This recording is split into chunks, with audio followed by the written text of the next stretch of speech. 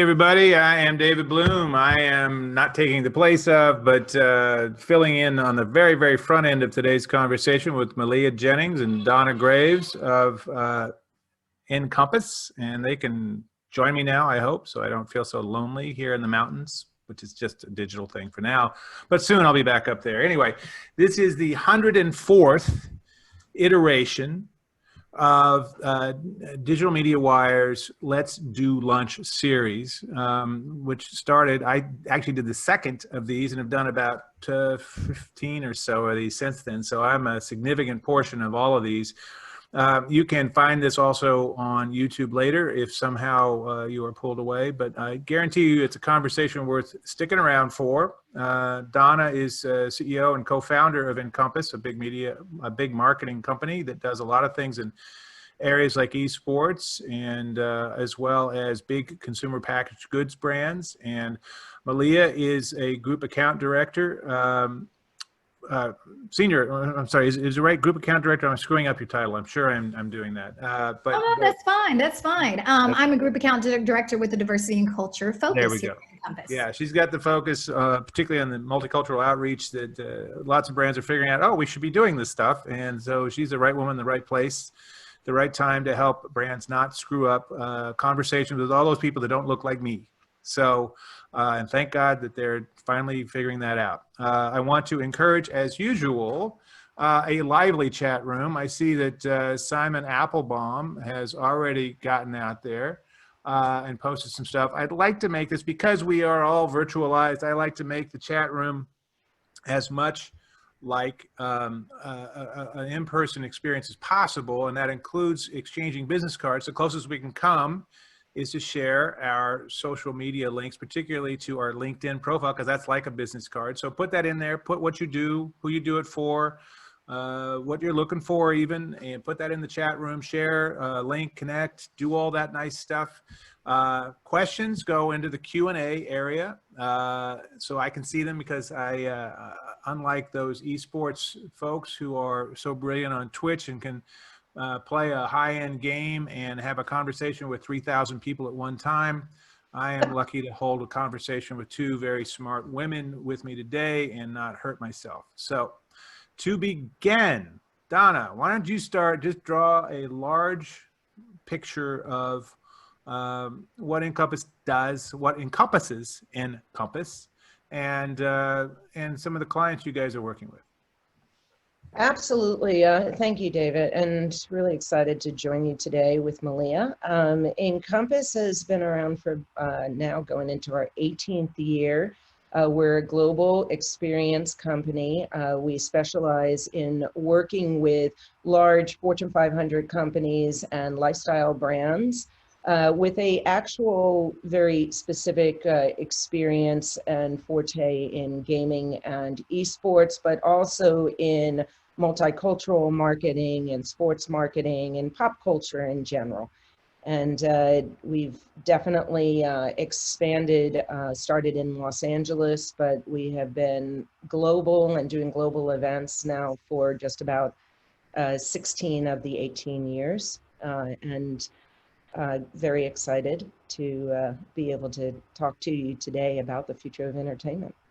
Great. Simon Applebaum thoughtfully pointed out that this is Diversity Week with, I think, Advertising Week. And I think Advertising Week is actually like 3 weeks. So I don't know if they're quite doing, truth in advertising here. But Diversity Week is this week. And so let's start out with that conversation, Malia. Maybe we can get into some of the conversation about, what's happening in that space in this push for racial justice since George Floyd's death and a bunch of other cases, unfortunately, and the outcry.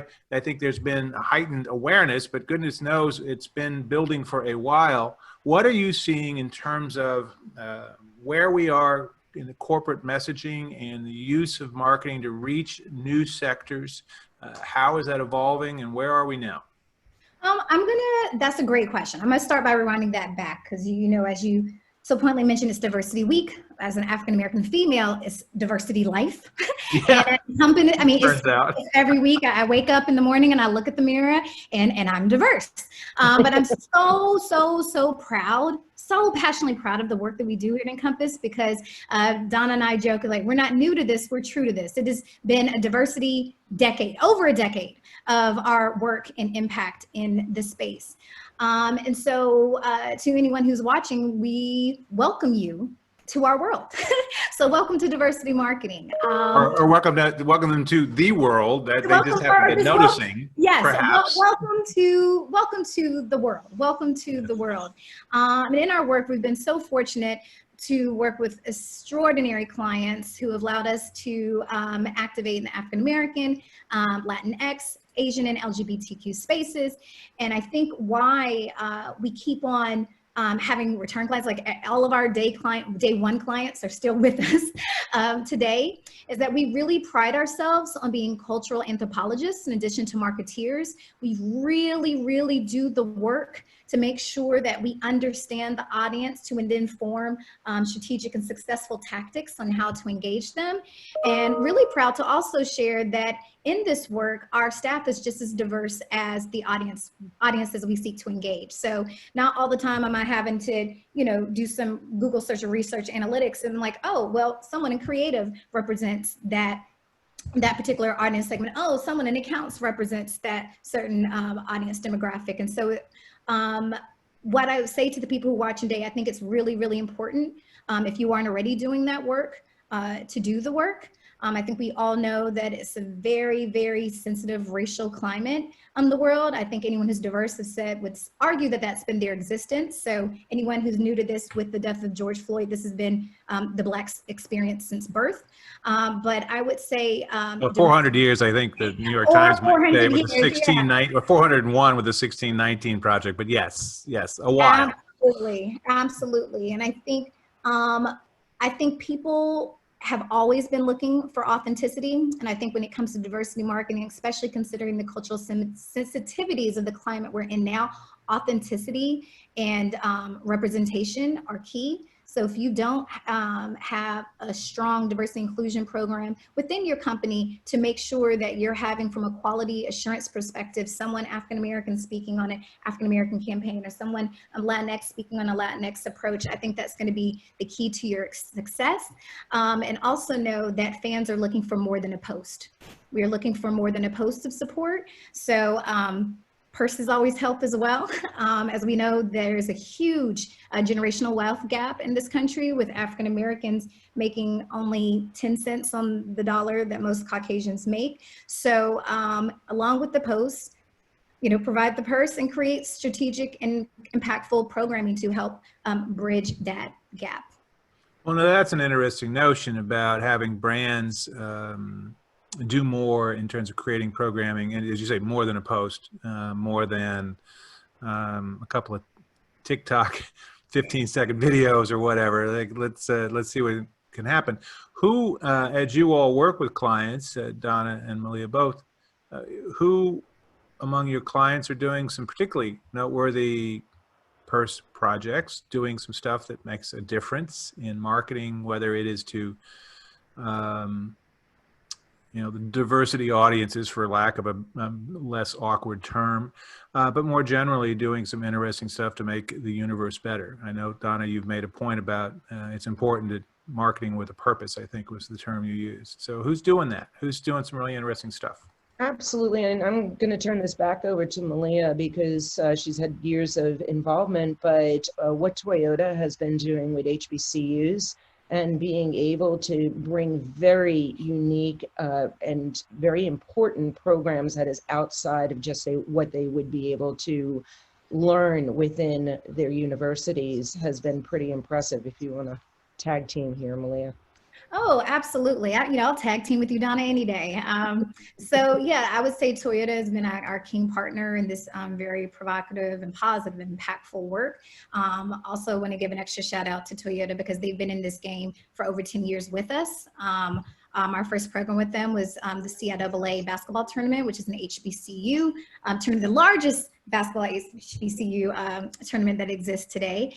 And they've approached diversity marketing with a diverse level of engagements. And that's been everything from sports, that's been music, that's been community enrichment from creating or refurbishing community gardens to help combat food deserts in AA communities.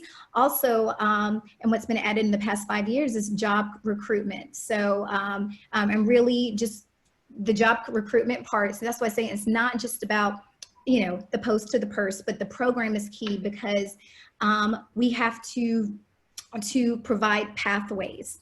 We have to create pipelines to create long-term change. So coming into any diversity space, whether it's African-American, Latinx, Asian, or LGBTQ, and making one mark isn't enough. It takes a really long investment, and the rewards have been so substantial that our program with Toyota on the sustainability program lasted over 10 years. Because tying it back to entertainment, people are very, very emotive about entertainment.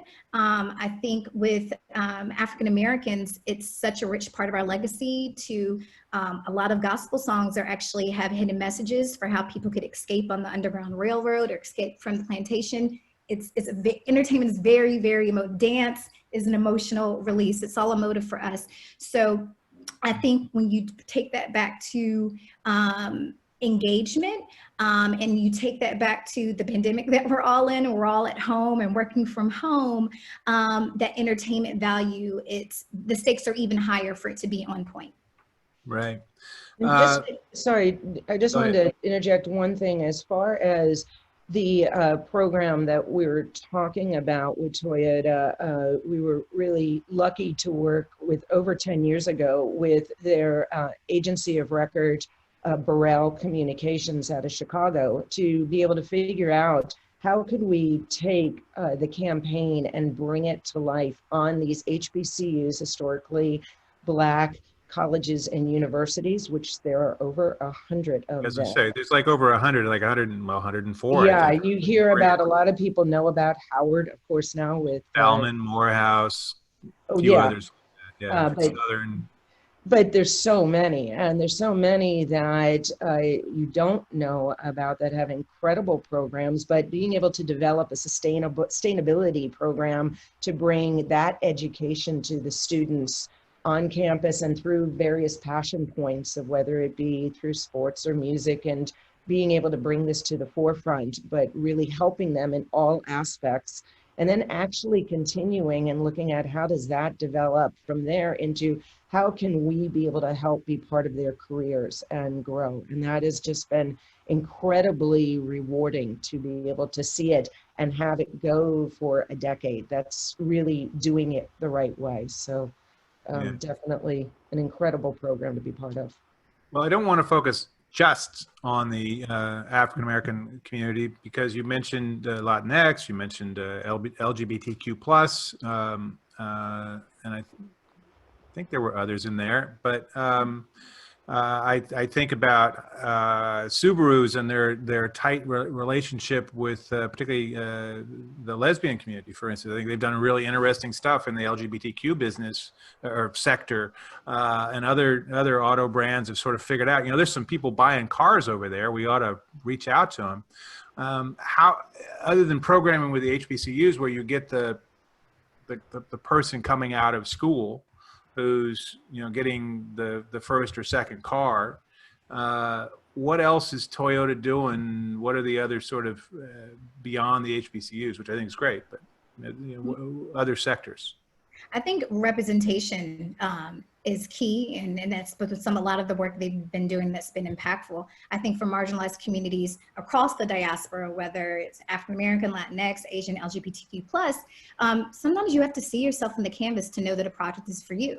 Like I remember growing up, I was always a fan of Subaru cars, but I didn't think Subarus for me because I didn't see myself reflected in the ads. And to your point, David, they've done extraordinary changes in that realm. And I think Donna mentioned our work with Burrell on the AA side. We worked with Conneal, who's the Latinx agency of record for Toyota, along with Intertrend, which is the Asian agency of record for Toyota. And through these three branches, that diversity inclusion, that authenticity, because the people who are doing the work are representative of the work. They are representative of our world. And I think that's what's create that transformative change and impact that's driven their sales.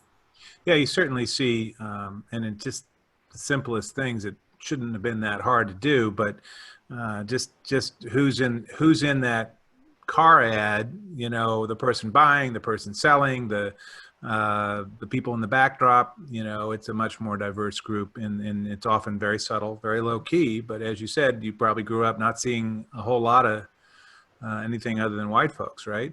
Yeah, yeah. I mean, I grew up in Charlotte, North Carolina, and I can't remember the name of the test, but there was a case study that was done with Black children to giving them baby dolls, giving them white baby dolls and Black baby dolls, and the children had to choose which one they thought was beautiful and which one was ugly. And, you know, due to lack of representation, marginalization, past injustices, a significant amount, a majority amount of the African American children thought the Black child was ugly because that's not what the child that they saw on TV. And I remember seeing Susie Carmichael in the Rugrats, and that changed my life, you know, and that's for me being a 5-year-old girl. So, you know, turn that to, I'm not going to age myself, but I'm older than 30. I turned that to my 30-year-old self. 31, like, 31, just 31. Not a day over 31. But chance to translate that. You were a child prodigy. Just keep telling yourself that. You were a child prodigy. Exactly. But translate that to today, seeing myself represented in an ad, it's huge. It's huge. And the fact that we're still establishing these firsts, like I think Vogue recently had the first African-American photographer for a cover shoot with Beyonce at the end of last year. There's just too many firsts that we're still hitting today. And I think what's on the next, what's next on the representation climate as it pertains to marketing is Afro-Latina or Latinx representation. That I think that's next on the forefront in that vertical for representation and change.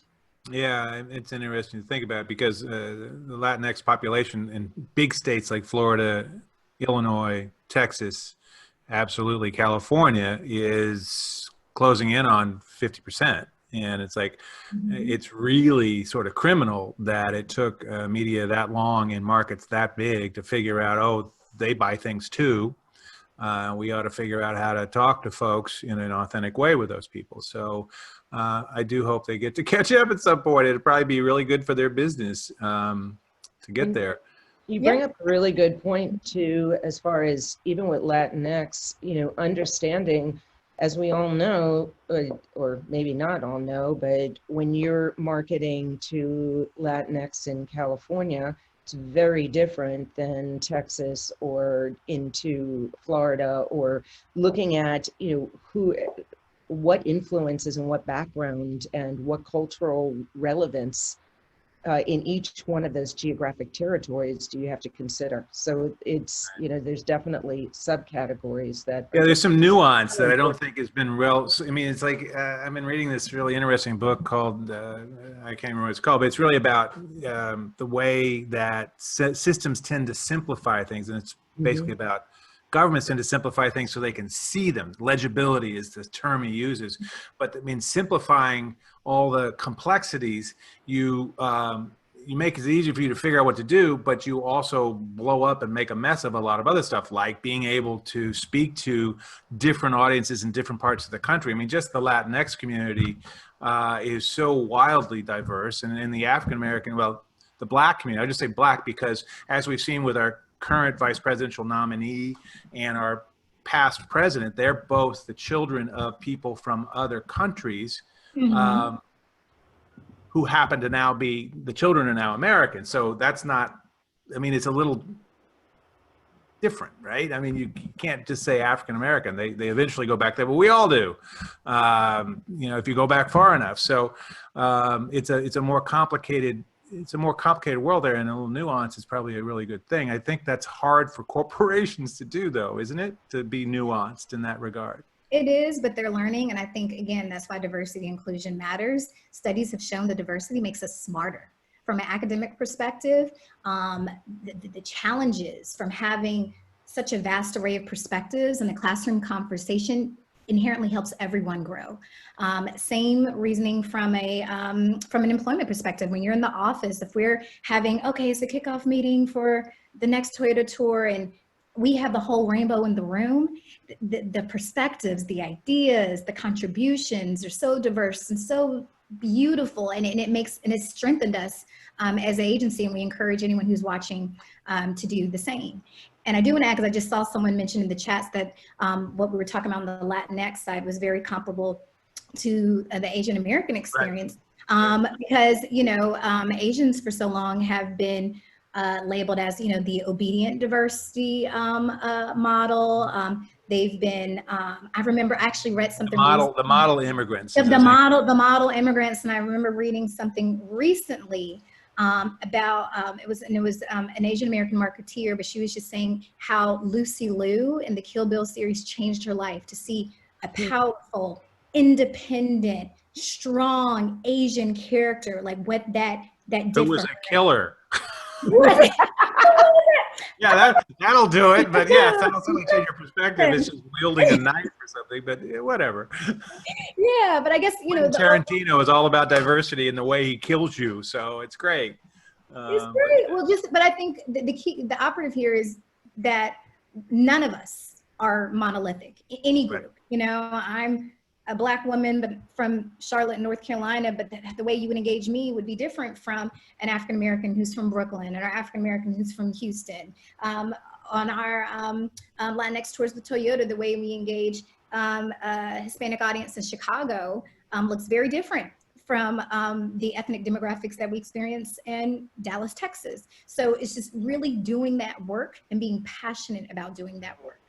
Yeah, obviously New York is more Puerto Rican, for instance, and LA is more Mexican in terms of descent for people, and Central America, I think, increasingly in the LA area, but obviously much different populations. It's in South Florida, it's Cuba, and boy, the Cubans have a very different sensibility, political bent, et cetera, compared to people of Mexican descent in LA. So. As they will remind you, and as a former girlfriend used to remind me, who was Cuban. So, so from personal testimony. Oh, I know. I live to tell the tale. So I'll just. And then and then on the Latinx side and the Asian American side, add the regional differences, but also you have to add a layer of the differences based on how many generations your family's been here, the degrees of culturalization and assimilation. So just all this work. I have a master's in humanities with emphasis in creative writing, and that study has really informed my work. I'm a group account director for an experiential marketing agency, and we create wow moments and experiences, but my initial approach to anything Donna slides by my desk or my virtual desk is through a cultural lens. Yeah. Well, let's shift, because we've spent a significant amount, a fully representative amount of time in this particular fascinating area that could occupy certainly more than the 45 or so minutes we have. Let's talk a little bit about the future of experiential marketing. So to my mind, experiential was getting really interesting. I was down at Comic-Con doing a bunch of panels a year ago. And if that's like ground zero, or was, of experiential marketing, because not only did they take over chunks of the cavernous San Diego Convention Center for experiential kinds of things, they took over all the gas lamp district. Entire storefronts would be converted into a temporary event for Amazon or Brooklyn Nine-Nine or some Dell computers, and thousands of people who couldn't get across, literally weren't allowed across the street into the convention center because they didn't have a ticket, would just roam through all the experiential marketing opportunities in the gas lamp district. And that's sort of like the most over the top and the ground zero for this stuff. But this year Comic-Con was 10 days of virtual stuff, and experiential, I think, means a very different thing. So what's left? Where does it go from here? It's a really good question, but it's something that we have to look back at the world of experiential marketing. We have been an industry that has been forced to constantly evolve and constantly change. We've had to compete for getting dollars against traditional advertising and digital, and it's a lot more expensive to have that type of connection and touch So you have to be able to show a much bigger value in return. So I believe years ago, we as an industry started to say, what more can we do? The traditional just out there putting up a pop-up, easy up and handing some things out, it just is not going to make that emotional connection. Yeah, no journalist is writing about it, I'll tell you that. Yeah, wrinkled banners and inflatables. Yeah, no. Sorry. Doesn't work. Inflatables in front of Donna Graves. Do not. But we look at it, we're marketers. We look at it as, what do we have to do pre, what do we have to do during, and what do we have to do post? And years ago, I can say well over 10 years ago, we started to integrate more of the digital aspect into the live event. So when we were doing the event, we weren't just having the return of investment on the people who were attending the event, but that we can capture it. We could be able to talk to them beforehand, get them excited about an experience on site, and then be able to move it into how can we continue to have a really worthwhile conversation after the event. So we started to really expand the cycle. This whole pandemic has caused us to take the best out of that and to take the tactics that we've learned and say, okay, let's move that to the forefront. So smaller groups that are very specifically almost choreographed on how you engage, and then how we are able to capture that content and give it out either immediately or afterwards that is more engaging. It's take it a lot. I'm going to look and say, what did we learn? You have to look no further than what the gaming and esports industry has been doing for years. They have a much more how can I say, picky community that you have to keep going and entertaining. It's a very demanding community. I was trying to discern. Yeah. If you don't want to say demanding, how about a very discerning community?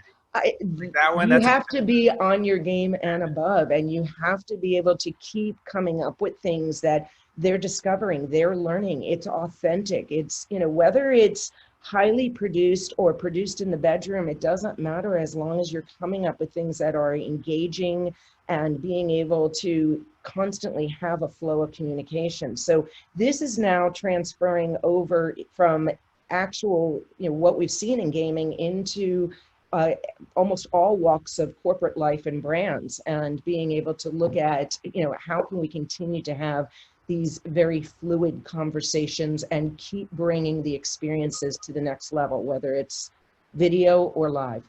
Yeah, I do think that's a really interesting question about if ever again we get to have large events together.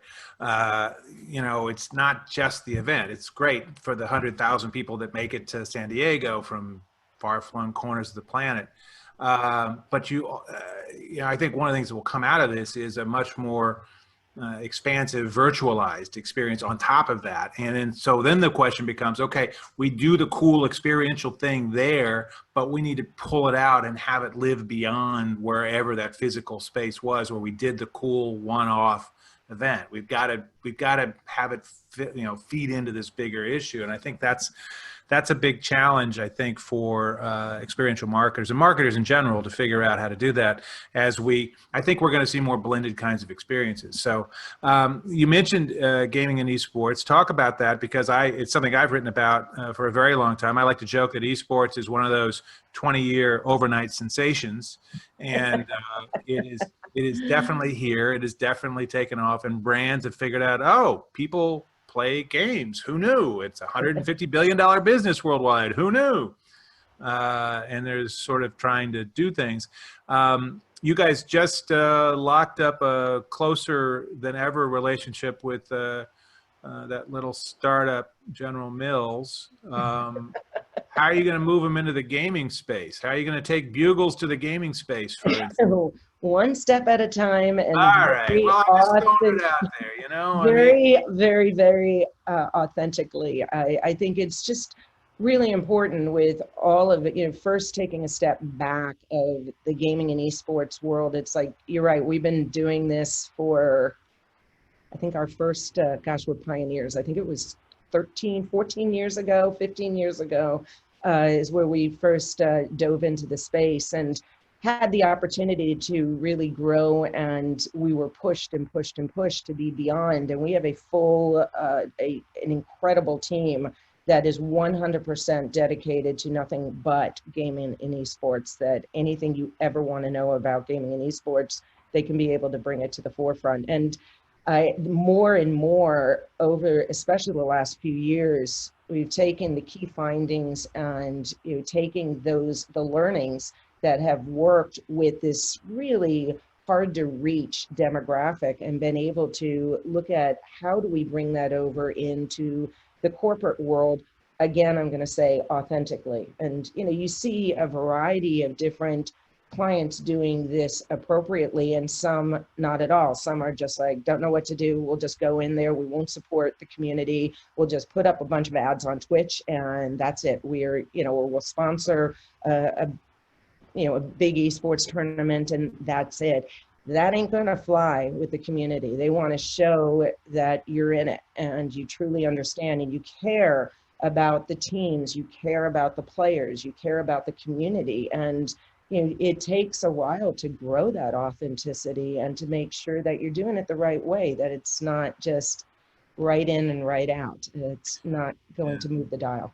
I certainly hear a recurring theme through both your all's conversations about authenticity and about basically long-term investments. If you're going to go in, you can't hit it and quit it. It's like, we're going to be here in meaningful ways in support of a community that we think is one we need to reach. And you can't just, there's no drive-by on this stuff, though there may be drive-ins. So or drive-throughs. There could be drive-through. The drive-through.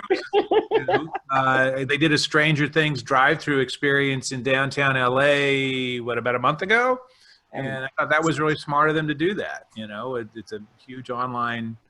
It's probably the biggest hit that Netflix has, at least as a series, and they did a drive-through experience, and it's sold out like immediately. Many days sold out. That was because the underneath bought it all. It was the monsters in the underneath. Yeah, whatever they call it, the under below, or whatever. Below. Yeah, I think also what we're understanding at this time is that we're in a pandemic. We're actually in two pandemics. We're fighting COVID and we're fighting social injustice. And in the terrain of facing these two pandemics, people still have passion points that have to be addressed. Their passions have not changed. People want to be entertained and people want to be engaged. And so our work as marketeers is to find strategic ways and compelling ways to pivot and still suit their needs. And I think you probably have to be even more entertaining because people are stuck at home. They're not in a car driving 2 hours back and forth to work. What you need to have. They're more connoisseurs of entertainment now too, right? So the marketing has to be entertaining also. Absolutely. The stakes are much higher. And I think, we've been able to find ways to make it work for us. We are the pivot kings and queens here at NCompass. And on the live event sides, the things that we've done, live events that we've done with our really comprehensive, I want to say like our Bible of COVID-19 guidelines and protocols that we've been able to impactfully, successfully produce in a safe fashion. At the live events, we've seen smaller groups because we can't gather as largely as we used to, like from some of our Hispanic soccer games where we used to have a game with 30,000 people. We're doing drive-ins where the expected attendance is a little less, but because people are so passionate about soccer, they're so passionate about the game, so passionate about finally getting out the house, the analytics from a qualitative perspective are through the roof. And what we're seeing in response, the audiences are so proud to see the sponsors investing in their communities, investing in soccer, making investment to engage and entertain them during these times, that it's been super, super rewarding. And then on the digital side, what we're seeing is programs in the past where maybe it was a live event where, due to venue capacities or budgets with travel, there was only a finite group who could attend, a finite group who could be engaged. But now, because they're virtual, everyone and their mama can come and gain the jewels of the content. So we've been able to make it work for us. And we were talking about drive-ins, drive-throughs, and I kind of see it as like the Oregon Trail. There's not like a straight road. The axles might break, somebody might catch smallpox on the side. I love that game as a kid, but we're gonna get through it. We're gonna get through it. So you're definitely the generation that's the Oregon Trail generation, I like to call it. I'm just still tickled by the idea of a drive-in with 30,000 attendees, because that's sort of like, ooh. No, that's in the past. I was saying like a standard. I know. I'm just gotcha. saying it's going to be a little bit less than that. It's like, yeah, a little bit less, because the 30,000 might be a very large drive-in, or 105,000 like Azteca Stadium, I think in Mexico City, for instance, full. And I think there's one like that in Brazil, in Rio as well. It's like the 100,000 plus kind of stadium. We have some questions in the Q&A, and I'll try to ask a couple of these as well. I want to once again remind everybody, put your LinkedIn profile into the chat area, so we can connect with each other. Tell people what you're up to. A few people have done it. More, put your link, make it easy so it's a live link. Steve LeBang asks, he says it may be a controversial question, those of us who are of the demographic he's asking about. He says, what are your thoughts about older consumers, and for that matter, executives, being a valued target audience and in fact a diversity sector? Well, I'm going to take that one because I have a few years on Malia. But I always say it's the experience. It's like, you know what, you're only as old as you want to be, and the years and years and years of experience and working with a very mixed group and being able to have the young and the old and the in-between, it's all part of the diversity. It's all part of the inclusion. I am a big supporter of making sure that, we do look at the experience and look, as long as it's experience that has evolved over the years and not been kept back and still trying to do things that were done 20, 30, 40 years ago and not afraid of change. It's an interesting thing to think about, because to me, as somebody who's a little older, people who are like 60 now are not like people who were 60 when I was a kid, right? I mean, they're healthier, they're more active, they're out doing stuff, they're not wheezing along because they were smoking for 40 years, things like that. You look at somebody like Jane Fonda, looks ridiculously good, and I think she's closing 82, I think. Yeah, she's 80. 82. Yeah, she looks spectacular. I mean, it's annoying as hell, but she looks spectacular. And she's always been a bit of an outlier, but I mean, there are plenty of people in their 70s who look fantastic, and 60s and so on, and who are very active and involved and out in the world and doing things, and they're physically active, and they got disposable income, and they want to dispose of some of it before they send it all off to their grandchildren or whatever. So that's definitely an opportunity if you can find things to engage them and bring them in. Yeah, and I will add to that, just from a generational perspective. So my parents, sorry if my parents are listening, I'm going to age you guys, but my dad just turned 70 and my mother is 69. And they grew up in a world where my mom actually integrated her high school. My dad went to segregated schools throughout his entire life. Grew up in segregated neighborhood, like segregated everything. They grew up in the midst of Jim Crow South. When me and my younger sister came around, they made it a mission for us to grow up in a very diverse environment. That meant we ended up moving to a predominantly white neighborhood when I was a child, but they had us involved in, both my parents are graduates of HBCUs, and so they had us supremely involved in every facet of engagement, sporting tournaments, games, science tournaments on campus, just to make sure that we grew up knowing both sides of the track. And I think for anyone who's at that age group now, I think the more that we learn about another, that's what humanizes us, that's what creates compassion, that's what creates peace. So just taking, some steps towards change, whether that's, going to your first soccer game where you're the minority and just seeing what that feels like, talking to someone of a diverse background in your audience who maybe didn't speak to before because you thought they were different, you thought they were other, you didn't think they were you had anything in common, but you would be surprised with the commonalities, again, tying it back to passion points that music and sports bring, that create unity and bring us all together. Yeah, absolutely. Bob Sullivan asked a question that I have to confess has slightly confused me, but I'm going to try to not butcher it too much. He says, has mental health and diversity demographics come into play on market drive polling and actions in the marketplace?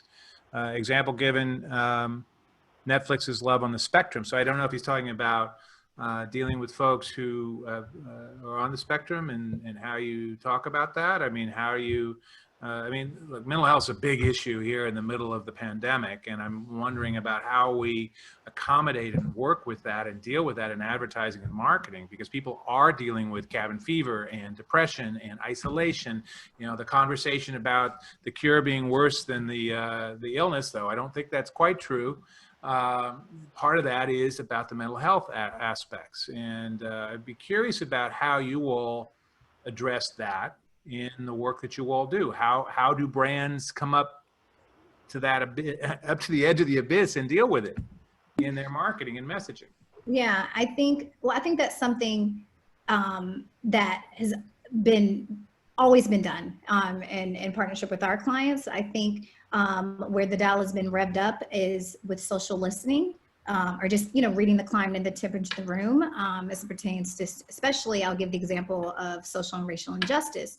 What we're seeing is a lot of people are listening to that trauma. We know there's a lot of trauma right now in the world. And what we're seeing is sponsorship dollars that may have been allocated to, a basketball tournament in the past have now been reallocated to some type of self-care engagement practice that we're actually in the process of baking some up of our own. And I think we have to be, I think actually recently there was some controversy. Hulu had posted like a documentary series that they were doing on Breonna Taylor, but it was the same day that we found out that none of the cops were indicted for killing her, and the only crime that was actually charged was for the bullets that hit the wall. Being a bad shot. Right? It was being a bad shot. Yeah, and we're going to put you in jail for being a bad shot, not for being a bad shot. And so, I think from a Hulu perspective, their intent was, let's create awareness. We thought we put this documentary together. I think they were striving to tell both sides of the narrative. But I think you also have to read the temperature in the room, and the timing of that was not ideal. So I think we just have to be extra social listeners to understand what's happening in the world before we release content and how that impacts our engagement tactics. I'll give another example. There was a Home Depot activation where they had, it was actually helping to build communities, but the tagline was "Build the Wall." Okay. And considering the climate of our world, having a campaign, building the wall, so we really have to listen. And I think they might have hit a wall on that one, is what you're saying. They might have hit a wall. They had completely, and this was years ago. And I do want to give a shout out to Home Depot because they do a lot of work in the HBCU space. But so you really have to listen. I don't know. I think you're so right. The part about listening, I think we've all everybody is more aware. When somebody's saying something, in the past, it could have been pushed to the side a little bit. Now it's like, let's stop, let's listen, let's really try to see and make sure we're hearing what they're saying and try to help in the way or provide the experts that can help. And that's, I think, important for all of us to remember every day. I mean, we're involved in an industry that has a lot of different personalities and people and pressure, and we have to be that much more aware of our surroundings and what people are saying. This is an interesting sort of follow-on question to the drive-in stuff, but it's a bigger question, I think, in general for entertainment. Matthew Thomas asks, people doing drive-in events, what are the legal and insurance issues for coverage that you're seeing? And even these kinds of gatherings, I mean, it comes down to how do we protect people? How do we do enough to protect them when we do gatherings, if it's a drive-in, et cetera, what's going to be enough in terms of getting insurance, what's going to be enough, and who knows with this stuff, with liability. You know, as we're seeing in the White House, and I just saw another story, which is not the White House, but the opposite of that, folks who work in meatpacking plants who are getting sick because they're working in those spaces and got sick, and now they're doing workers' comp claims and being denied. I mean, this issue of liability, I think, is going to be years of mess in courts, but I'm curious about how you all navigate that. You know, the biggest thing is the city and the state that you're doing it in. It changes per city and state. What we were just involved in had Texas, Arizona, and California, but Orange County of California, which has different rules and regulations. So it's hard to and Huntington Beach, which has different regulations, I think, from Orange County, but that's just... Yeah, but just looking at that, it's hard to give an answer, but you have to do your due diligence and find out, you know, what is happening and how that changes day after day. It's every day. It could be one rule one day and one law, and then the next day it changes. It's like, I'm sorry not to have just one blanket, but it definitely is something that we all have to be aware of, and also know who to go to for the right information locally, what state officials and what type of insurance is necessary, and you know how that's changing. Yeah. We got time for one last question from me, and then we're gonna let people know how they can connect with you guys. And my question is one I try to ask at each of these, which is, where do you see the entertainment industry going, say, first day of 2022? Thank you for not saying 2021. Yeah, well, at least that one's close in, you know. But I mean, 2022. Do we still have movie theaters? Are people basically just watching streaming video? You know, what happens to live events and comedy and concerts? Are we back kind of to something closer to normal? What's your, just real quick, your all's respective visions of what Hollywood may look like, and how that may shape what you all recommend to your brands as they figure out how to talk to fans out there? Sure. I feel that it's never going to be quite the same, because I think we're all going to be learning from this. I think there's going to be a heightened sense of the way that we interact, the sanitation of how we, you know, we're much more aware of, I don't see throughout next year at least massive crowds, but I do see that there's going to be more and more smaller, and smaller I mean, you know, 500 or less, 1,000 and less. I don't see the hundreds of thousands coming back in the same way. I think it's going to be a lot more the hybrid events of having experiences, having the digital extensions. But I do feel that people want to connect. They need people. People are our species. We need people. And I feel that it's not going to just stay completely in the bubble. We'll continue to evolve, to find ways that we're engaged, that we're entertained, and that we feel like we're connecting. Okay, Malia, what's your thought? Get off of mute, girl. There you go. There I am. So my stance from a content perspective, I'm actually really excited. In 22, I see entertainment both behind the camera and in front of the camera being more representative of our world. I think we're going to have to be more strategic. I think, to your point, David, the stakes are going to even be higher for the quality of that content. And so I think content creators are going to have to rise to the occasion in a world where, you know, you can't have mass crowds or, you know, thousands of extras in a movie scene or TV scene or at an event. You know, what you say to a small group of people. Think about 1940s films before we had special effects and film noir. Like, they just had to deliver, and the content of the words and the quality of the words and the character development was key. And I think that we're going to see a lot more of that in 2022. I hope by 2022 that we, I don't think we're going to have soccer games with 30,000 people, but maybe there's 1,000, maybe at that we hit the 1,000 marker is what I would project. You know, and that could be for sporting events, that could be for music festivals, but I see the social distancing and the masks, the mandatory masks being relevant throughout that year. Okay. Real quickly, we're going to wrap this up. I think the next Let's Do Lunch will be on Thursday, and the queen of Let's Do Lunch, Laura Somerville, has put in the chat room a post to show where who's coming up and what they're going to be talking about. I'm David Bloom. You can reach me at David Bloom on Twitter and on LinkedIn at David L. Bloom. Please connect. I always love to expand my relationships with folks out there, particularly folks who are listening here. Donna, where can they connect with you? Well, to find out more information about NCompass, it's www.ncompass, NCompass international.com. And I am under Donna Di Renzo Graves, maiden name, a little Italian, on LinkedIn. And so that's the easiest way to find me. Ms. Dorenzo. And Malia, where can folks connect with you? You can find me, Malia Jennings, on LinkedIn. And of course, if you follow NCompass, you're following us all. So just follow NCompass. All right, that's great. Well, thanks everybody. Thank you, Malia. Thank you, Donna, for a great conversation. And I am David Bloom, and this has been Let's Do Lunch with Digital Media Wire. Over and out. Thanks, guys. Thank you so much, everyone.